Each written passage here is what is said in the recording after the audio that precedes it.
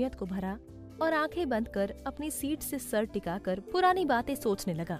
राकेश राठौर, आर्यमन के पापा, और शरद चौहान, मेघना के पापा, दोनों बिजनेस पार्टनर हैं। इस सिलसिले में राकेश राठौर का शरद चौहान से मिलना जुलना लगा रहता है। मेघना से शायद राकेश जी किसी बिजनेस पार्टी में मिले थे जब वो इंदौर आए थे। मेघना का हाव भाव, रहने खाने पीने का ढंग सब कुछ रईसी स्टैंडर्ड को दिखाता है। वो अपने पापा के साथ ही उनके बिजनेस को संभाल रही थी, जिससे राकेश जी खासा प्रभावित हुए थे और इसी के साथ ही उन्हें मेघना आर्यमन के लिए पसंद आई थी। पर वो आर्यमन को ये बात सीधे तौर पर नहीं कह सकते थे, क्योंकि आज तक आर्यमन जो भी करता वो उसका डिसीजन रहता। राठौर परिवार में वो अपनी माँ ममता जी के अलावा किसी से इतना जुड़ा नहीं था। राकेश ने ये बात ममता से कही और ममता जी ये जानकर आर्यमन के शादी के पीछे लग गई। वो अपनी माँ को हर्ट नहीं करना चाहता था, फिर उसकी जिंदगी में ऐसा कुछ था ही नहीं। ममता जी ने शादी की उम्र का और अपने प्यार का हवाला देकर उससे हामी भरवा ही ली। उसने भी अपनी मम्मी की खुशी के लिए हाँ कह दिया। 6 महीने पहले रिश्ता पक्का हो गया और 4 महीने पहले परिवार वालों के बीच एंगेजमेंट। उसने मेघना को उसी दिन पहली बार देखा था। कुछ खास अट्रैक्शन नहीं हुआ उसे, और वैसे भी वो उस सेरेमनी में सिर्फ रिंग एक्सचेंज करने के लिए गया था। उसके बाद उसकी कोई इम्पोर्टेंट मीटिंग थी, इसलिए वो लौट गया। उसके बाद 2 महीने वो यूएस टूर पर था, जिसकी वजह से उसका और मेघना का कोई कांटेक्ट नहीं हुआ। वहाँ से लौटने के बाद ममता जी के बहुत कहने पर उसने मेघना से एक छोटी मुलाकात की थी, जो शॉपिंग के बहाने ममता जी ने ही अरेंज की थी। पर वही गर्ल शॉपिंग। मेघना भले ही रईसों में आती थी, पर आर्यमन की पोजीशन के सामने वो कुछ नहीं थे, और इसलिए आज जब वो आर्यमन के साथ शॉपिंग पर आई थी, जो अपनी हैसियत से हटकर आर्यमन करवा रहा था, तो वो बस शॉपिंग में गुम हो गई, जो एक तरह से आर्यमन के लिए अच्छा भी हुआ। उसे वो लड़की कुछ खास अच्छी नहीं लगी थी उस दिन। पतली टांगों पर जरूरत से ज्यादा शॉर्ट ब्लैक स्कर्ट पर व्हाइट कलर का क्रॉप टॉप पहना था उसने। उस पर बार बार आर्यमन से चिपकना, जिससे कहीं न कहीं आर्यमन असहज हो जाता। उसे शॉपिंग पर छोड़कर वो इम्पोर्टेंट मीटिंग के बहाने वहाँ के कैफे में बैठकर अपना काम करने लगा। क्योंकि आज पूरा मॉल आर्यमन के लिए बुक था, इसलिए वो फ्री होकर कहीं भी काम कर सकता था। उसी दिन लौटते हुए मेघना ने उससे उसका नंबर पूछा था और फिर दोनों का नंबर एक्सचेंज हुआ। आर्यमन ने उसका नंबर सेव कर लिया, क्योंकि उसे तब तक कोई कॉल नहीं कर सकता जब तक वो उस नंबर को सेव ना करे। उसका बिजनेस नंबर अलग था, जो उसके पीए और मैनेजर हैंडल करते, और पर्सनल नंबर सिर्फ उसके क्लोज लोगों के लिए ही था। नंबर एक्सचेंज के बाद भी उसकी मेघना से बात नहीं होती थी। वजह वही आर्यमन का बिजी होना, या शायद वो जानबूझकर उसे नजरअंदाज करता। बीते 2 महीनों में 3 या 4 बार उसकी मेघना से बात हुई। हाँ, इन बातों के अंत में वो लव यू कह दिया करती, जिसका जवाब अब तक आर्यमन ने नहीं दिया। उसे ये सब बातें बचकाने लगती। और दूसरा, जब तक सामने वाले के लिए दिल से ये शब्द ना आए, फिर कैसे कहा जाए। शादी की डेट फाइनल हुई और वो अपनी माँ की बात का मान रखते हुए इस शादी से पीछे नहीं हटा। पर शायद ईश्वर को कुछ और ही मंजूर था। वहाँ पहुँचते ही राकेश जी के पास शरद जी का फोन आया, जिसमें वे कुछ परेशान से लगे। वहाँ क्या बातें हुई ये तो नहीं पता, पर पहली बार राकेश जी ने आर्यमन से कुछ मांगा था, अपने परिवार की इज्जत, जिसके खातिर आर्यमन ने कुछ ना कहते हुए प्रकृति से शादी कर ली। आखिर इतने सालों से उनके दिए नाम के बदले आर्यमन ने राकेश जी को कुछ नहीं दिया था, यहाँ तक कि पिता शब्द भी नहीं। आज पहली बार था जब वे आर्यमन के सामने प्रकृति से शादी को लेकर बोले थे। मेघना के रिश्ते की बात भी आर्यमन से पूरी तरह ममता जी ने की थी।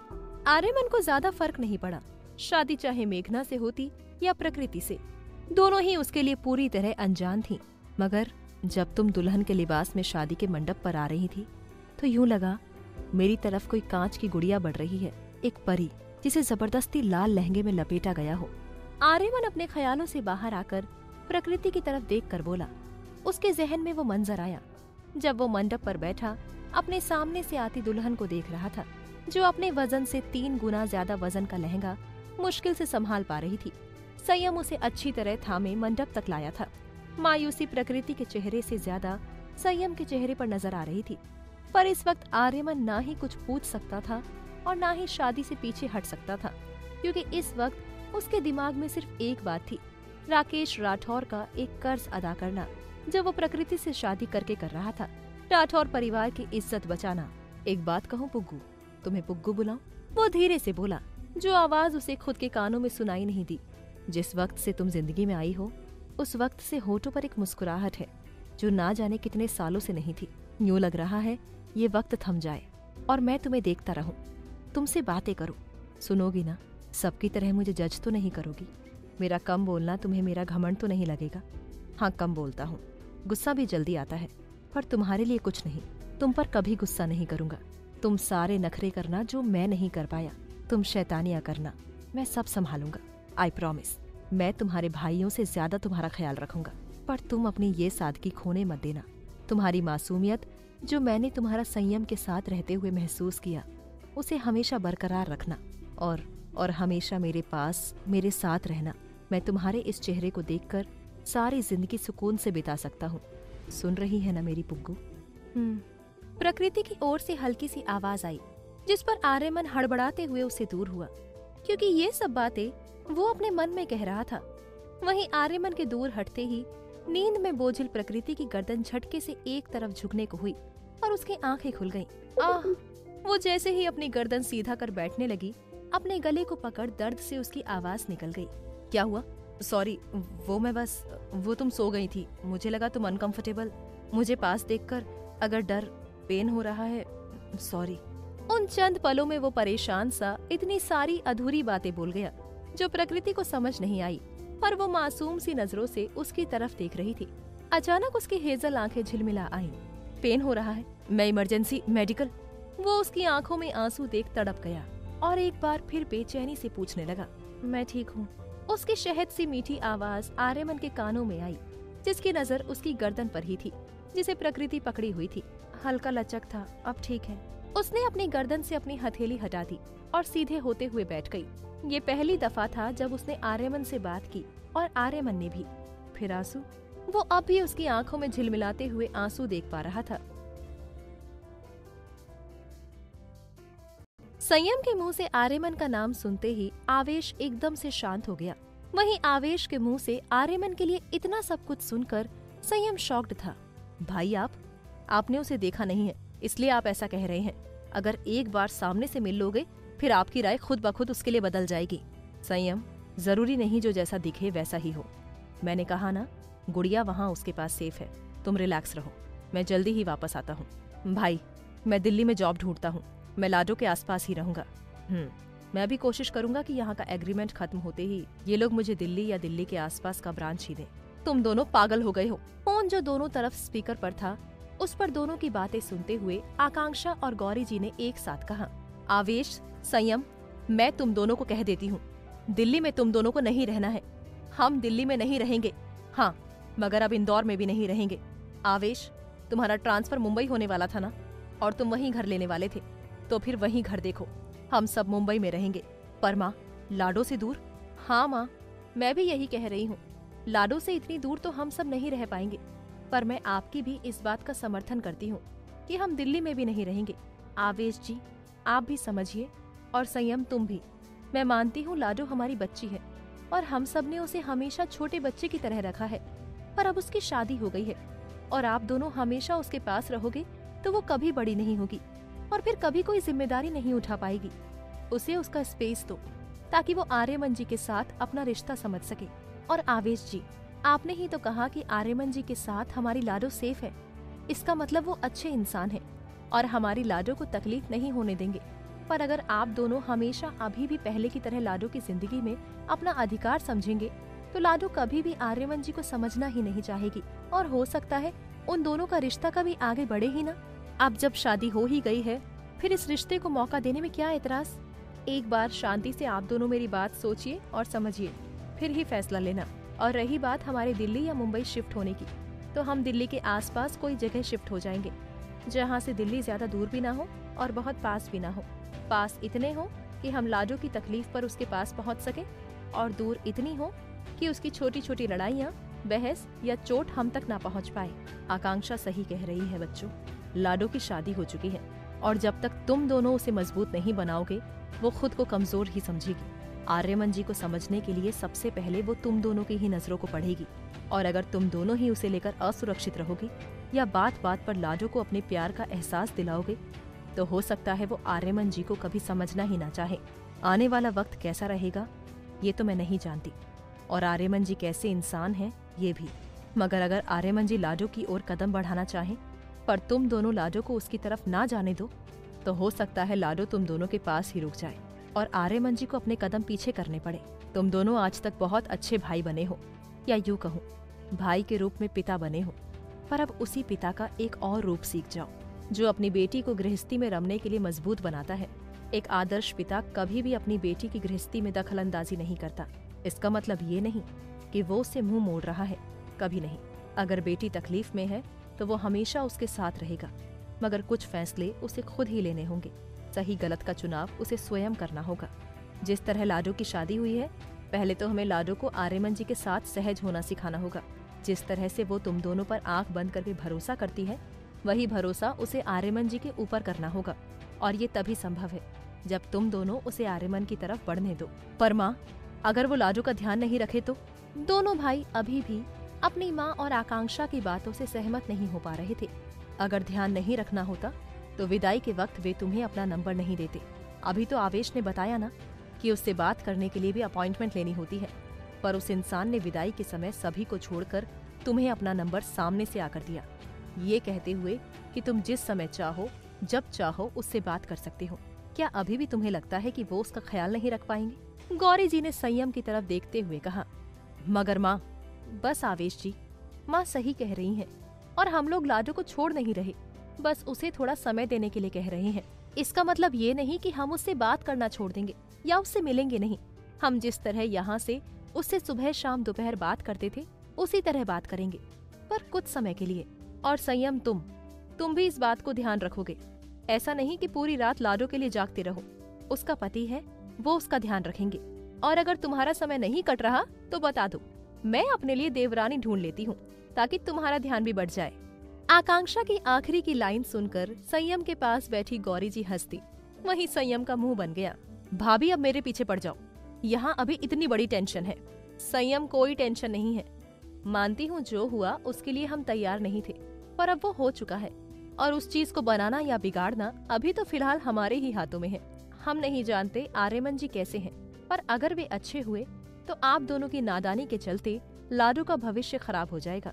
अब जब शादी हो चुकी है और हमारी लाडो उस बंधन में बंध चुकी है, तो हमें हमारी लाडो को संभालना है, ना कि उसे परेशान करना है। अब चलो, ज्यादा टेंशन मत लो और सो जाओ। एक बार एक नींद हो जाएगी तो देखना, मेरी और माँ की बात तुम दोनों को समझ आ जाएगी। अभी कहाँ नींद आएगी भाभी, एक बार लाडो दिल्ली पहुँच जाए और उससे बात हो जाए, फिर ही हम सोएंगे। लाडो दिल्ली नहीं पहुँची? तुम अभी कहाँ हो? मैं और माँ लाडो को सी ऑफ करने एयरपोर्ट आए थे, अब वो भी पहुँचने वाली होगी। आखिर इंदौर से दिल्ली फ्लाइट में कितना समय लगता है?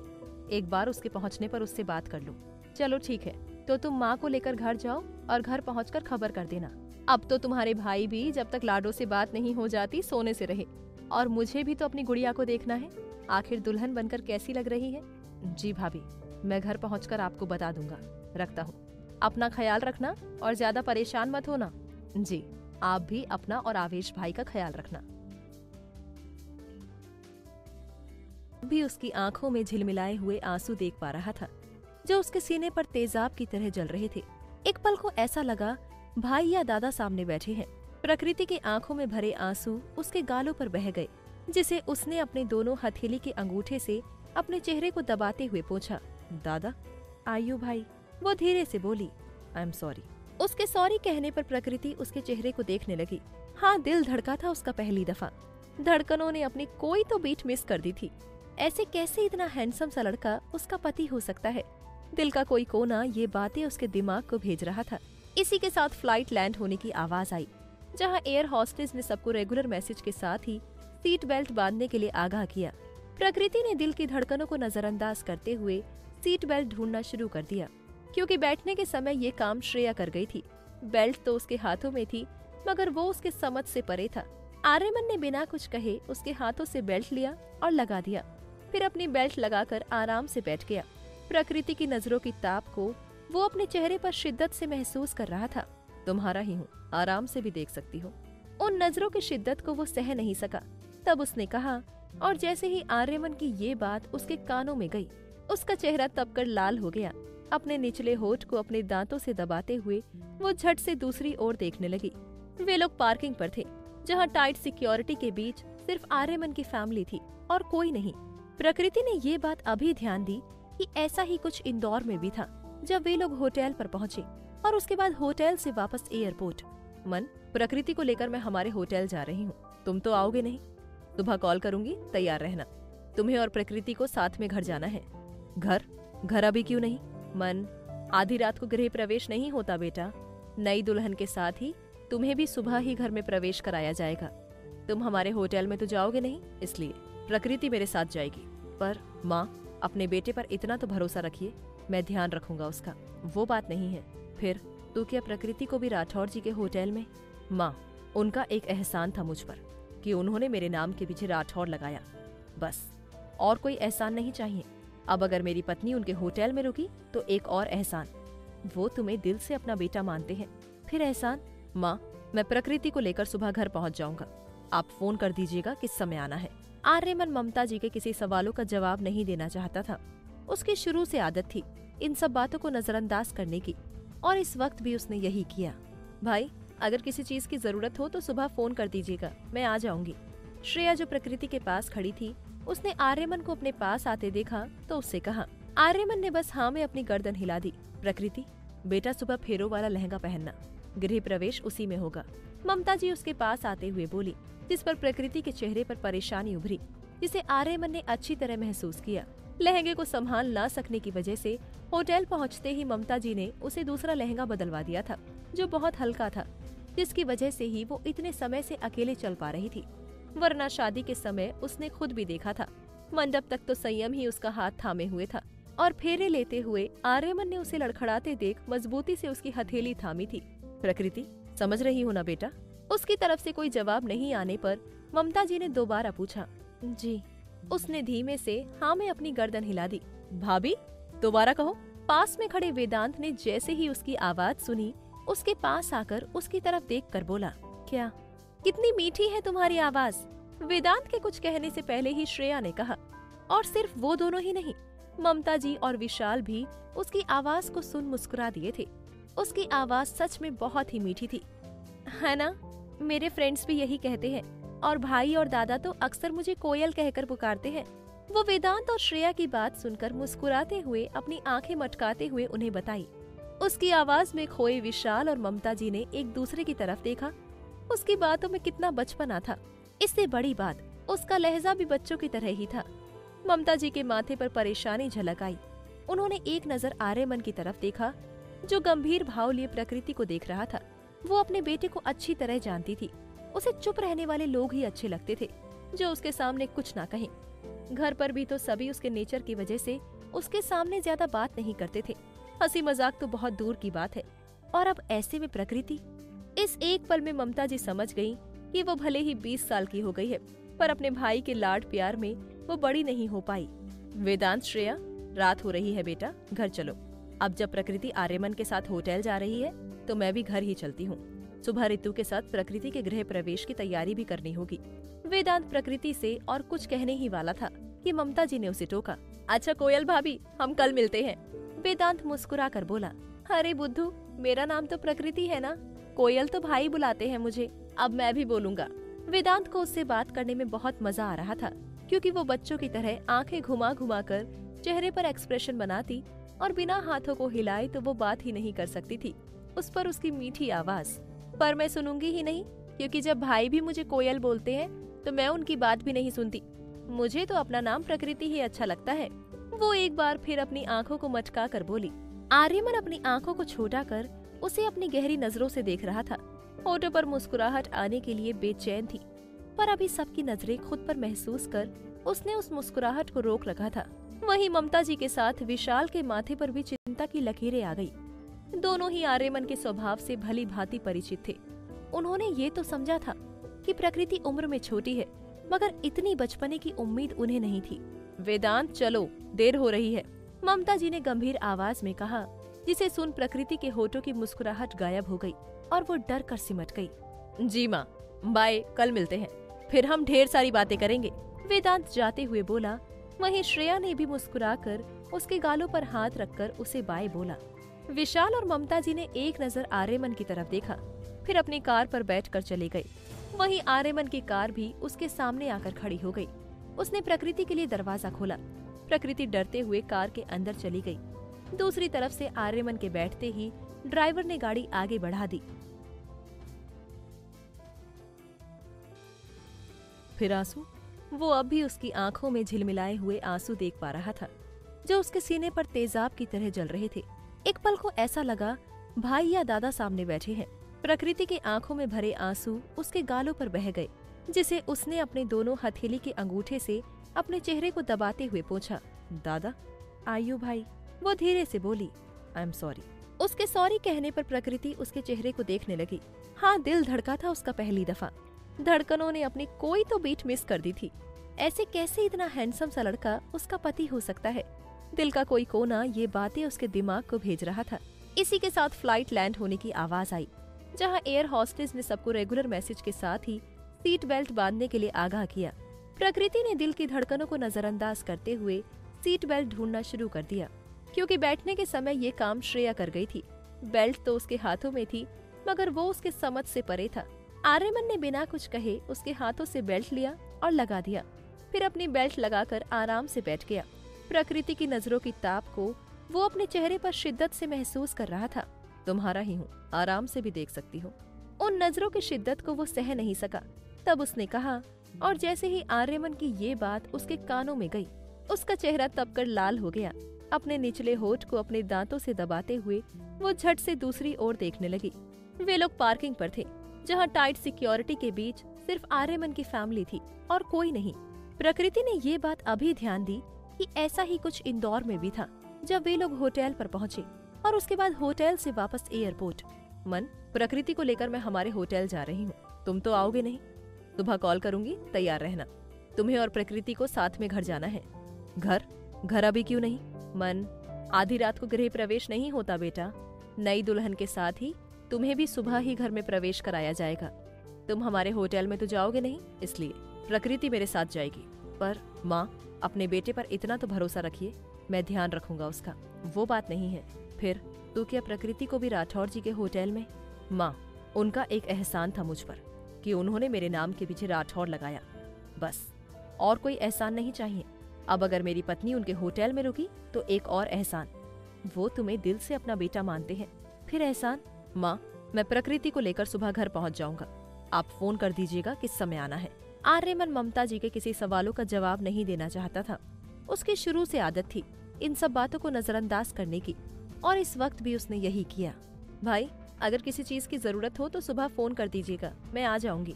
श्रेया जो प्रकृति के पास खड़ी थी, उसने आर्यमन को अपने पास आते देखा तो उससे कहा। आर्यमन ने बस हाँ में अपनी गर्दन हिला दी। प्रकृति, बेटा सुबह फेरों वाला लहंगा पहनना, गृह प्रवेश उसी में होगा। ममता जी उसके पास आते हुए बोली, जिस पर प्रकृति के चेहरे पर परेशानी उभरी, जिसे आर्यमन ने अच्छी तरह महसूस किया। लहंगे को संभाल ना सकने की वजह से होटल पहुंचते ही ममता जी ने उसे दूसरा लहंगा बदलवा दिया था, जो बहुत हल्का था, जिसकी वजह से ही वो इतने समय से अकेले चल पा रही थी। वरना शादी के समय उसने खुद भी देखा था, मंडप तक तो संयम ही उसका हाथ थामे हुए था, और फेरे लेते हुए आर्यमन ने उसे लड़खड़ाते देख मजबूती से उसकी हथेली थामी थी। प्रकृति, समझ रही हो ना बेटा? उसकी तरफ से कोई जवाब नहीं आने पर ममता जी ने दोबारा पूछा। जी। उसने धीमे से हाँ में अपनी गर्दन हिला दी। भाभी, दोबारा कहो। पास में खड़े वेदांत ने जैसे ही उसकी आवाज सुनी, उसके पास आकर उसकी तरफ देखकर बोला, क्या? कितनी मीठी है तुम्हारी आवाज। वेदांत के कुछ कहने से पहले ही श्रेया ने कहा, और सिर्फ वो दोनों ही नहीं, ममता जी और विशाल भी उसकी आवाज को सुन मुस्कुरा दिए थे। उसकी आवाज सच में बहुत ही मीठी थी, है ना? मेरे फ्रेंड्स भी यही कहते हैं, और भाई और दादा तो अक्सर मुझे कोयल कहकर पुकारते हैं। वो वेदांत और श्रेया की बात सुनकर मुस्कुराते हुए अपनी आंखें मटकाते हुए उन्हें बताई। उसकी आवाज में खोए विशाल और ममता जी ने एक दूसरे की तरफ देखा। उसकी बातों में कितना बचपना था। इससे बड़ी बात, उसका लहजा भी बच्चों की तरह ही था। ममता जी के माथे पर परेशानी झलक आई। उन्होंने एक नजर आर्यमन की तरफ देखा, जो गंभीर भाव लिए प्रकृति को देख रहा था। वो अपने बेटे को अच्छी तरह जानती थी। उसे चुप रहने वाले लोग ही अच्छे लगते थे, जो उसके सामने कुछ ना कहें। घर पर भी तो सभी उसके नेचर की वजह से उसके सामने ज्यादा बात नहीं करते थे। हंसी मजाक तो बहुत दूर की बात है। और अब ऐसे में प्रकृति। इस एक पल में ममता जी समझ गईं कि वो भले ही 20 साल की हो गई है, पर अपने भाई के लाड प्यार में वो बड़ी नहीं हो पाई। वेदांत, श्रेया, रात हो रही है बेटा, घर चलो। अब जब प्रकृति आर्यमन के साथ होटल जा रही है तो मैं भी घर ही चलती हूँ। सुबह ऋतु के साथ प्रकृति के गृह प्रवेश की तैयारी भी करनी होगी। वेदांत प्रकृति से और कुछ कहने ही वाला था कि ममता जी ने उसे टोका। अच्छा कोयल भाभी, हम कल मिलते हैं। वेदांत मुस्कुरा कर बोला, अरे बुद्धू, मेरा नाम तो प्रकृति है ना, कोयल तो भाई बुलाते हैं मुझे, अब मैं भी बोलूंगा। वेदांत को उससे बातें पर एक्सप्रेशन बनाती और बिना हाथों को हिलाए तो वो बात ही नहीं कर सकती थी। उस पर उसकी मीठी आवाज, पर मैं सुनूंगी ही नहीं, क्योंकि जब भाई भी मुझे कोयल बोलते हैं तो मैं उनकी बात भी नहीं सुनती। मुझे तो अपना नाम प्रकृति ही अच्छा लगता है। वो एक बार फिर अपनी आंखों को मटका कर बोली। आर्यमन अपनी आंखों को छोटा कर उसे अपनी गहरी नजरों से देख रहा था। होठों पर मुस्कुराहट आने के लिए बेचैन थी, पर अभी सबकी नजरें खुद पर महसूस कर उसने उस मुस्कुराहट को रोक रखा था। वहीं ममता जी के साथ विशाल के माथे पर भी चिंता की लकीरें आ गई। दोनों ही आर्यमन के स्वभाव से भली भांति परिचित थे। उन्होंने ये तो समझा था कि प्रकृति उम्र में छोटी है, मगर इतनी बचपने की उम्मीद उन्हें नहीं थी। वेदांत चलो, देर हो रही है, ममता जी ने गंभीर आवाज में कहा, जिसे सुन प्रकृति के होठों की मुस्कुराहट गायब हो गई और वो डर कर सिमट गई। जी माँ, बाय, कल मिलते हैं, फिर हम ढेर सारी बातें करेंगे, वेदांत जाते हुए बोला। वहीं श्रेया ने भी मुस्कुराकर उसके गालों पर हाथ रखकर उसे बाय बोला। विशाल और ममता जी ने एक नजर आर्यमन की तरफ देखा, फिर अपनी कार पर बैठकर चले गए। वहीं आर्यमन की कार भी उसके सामने आकर खड़ी हो गई। उसने प्रकृति के लिए दरवाजा खोला। प्रकृति डरते हुए कार के अंदर चली गई। दूसरी तरफ से आर्यमन के बैठते ही ड्राइवर ने गाड़ी आगे बढ़ा दी।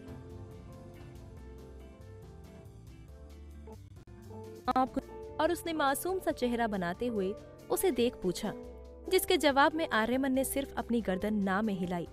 आंटी जी मुझसे नाराज हो गईं? एक बार फिर वो बच्चों के जैसे लहजे में पूछी, और जिसका जवाब पहले की तरह ही आया, गर्दन हिलाकर। आप बोल नहीं सकते? एक मिनट, आप गूंगे हैं? वो अपनी उंगली उसकी तरफ कर आंखें बड़ी बड़ी फैला आश्चर्य दिखाते हुए पूछी। आर्यमन हंसना चाहता था, वो भी जोर से, मगर ड्राइवर की डर भरी नजर भी आईने से बार बार आर्यमन पर ठहर रही थी। ड्राइवर भी अच्छी तरह उसके बिहेवियर को जानता था, पर वो क्या जाने कि जो आर्यमन लोगों के ज्यादा बोलने पर चिढ़ जाता है, उसके लिए सामने बैठी इस लड़की को सुनना कितना सुकून दे रहा था। मैं भी पागल हूँ, आप कैसे गूंगे हो सकते हैं? फ्लाइट पर तो आपने मुझसे बात की थी। वो अपने ही सर पर चपत लगाते हुए बोली। लग जाएगी। उसने झटके से उसकी हथेली पकड़ ली और उसी के साथ प्रकृति की आंखें एक बार फिर भर गईं। आर्यमन कुछ कहता उससे पहले ही ड्राइवर ने गाड़ी होटल के सामने रोकी, जिसे देख वहाँ खड़ा वॉचमैन दौड़ता हुआ कार के पास आया और आर्यमन की तरफ के गेट को खोलकर उसे सलाम किया। गाड़ी में किसी और को बैठा देख वॉचमैन दूसरी तरफ जा ही रहा था, पर उससे पहले आर्यमन जो कार से बाहर आ गया था, उसने अपनी हथेली दिखाकर उसे रुकने का इशारा किया और खुद जाकर प्रकृति के तरफ के दरवाजे को खोलकर अपनी हथेली उसकी तरफ बढ़ा दी। प्रकृति, जिसके जहन में इस वक्त संयम और आवेश थे, अपने सामने बढ़ी हुई हथेली देखकर उसने आर्यमन के चेहरे को देखा, जो हल्की सी मुस्कुराहट लिए उसे देख रहा था। इस बार प्रकृति ने जब उसकी हथेली थामी तो वो कांपी नहीं थी, जिसे महसूस कर आर्यमन ने अपने मुंह से एक हल्की सांस छोड़कर खुद को रिलैक्स किया। प्रकृति के बाहर आते ही उसने गाड़ी में रखे उसके पर्स को उठाया और उसे लेकर आगे बढ़ने लगा। ड्राइवर और वॉचमैन के साथ साथ होटल का मैनेजर, जो उसकी कार देखकर वहां पहुंच गया था, आंखें फाड़े आर्यमन को देख रहे थे, जो कभी अपना लैपटॉप बैग भी नहीं उठाता। वो उस पिद्दी सी लड़की का पर्स पकड़े हुए था, और प्रकृति, वो तो अपना लहंगा अपने दोनों मुट्ठियों में जकड़े उसे हल्का सा पैरों से उठाए हुए मुंह फाड़े होटल को देख रही थी। इतना बड़ा होटल, महंगा होगा ना? 1 2 3। वो अपनी उंगलियों से उस होटल के फ्लोर गिनने लगी। आर्यमन ने उसकी कलाई पकड़ी और उसे अपने साथ चलाने लगा, और वो अब भी होटल के फ्लोर गिनती हुई उसके साथ खिंचती हुई चली जा रही थी।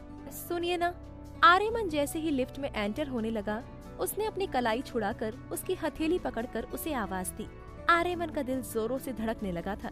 ये लफ्ज कितना प्यारा था जो उसने उसे बुलाने के लिए अपने लबों से निकाला, और ये वो पहला शब्द था जिसे उसने सीधे तौर पर उसी के लिए कहा था। उसने कहा तो कुछ नहीं, पर प्रकृति की तरफ अपनी गहरी नजरों से देखने लगा, जिसे देखकर प्रकृति थोड़ा सा हड़बड़ाई। पर इस वक्त उसे उसकी नजरों से ज्यादा अपनी बात कहनी जरूरी लगी। आपके पास पैसे हैं? प्रकृति के इस सवाल से आर्यमन हड़बड़ाया।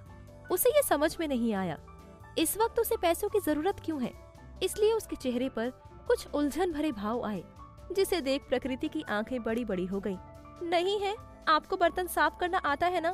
देखिए, आप मुझे इतने बड़े होटल पर लेकर आए हैं, जबकि आंटी जी मुझे अपने साथ ले जाना चाहती थी। पर अब जब आप मुझे अपने साथ लाए हैं, तो मैं आपको साफ बता देती हूँ कि मेरे पास कोई पैसे वैसे नहीं है, और संयम भाई भी सुबह से पहले यहाँ पहुँच नहीं सकते।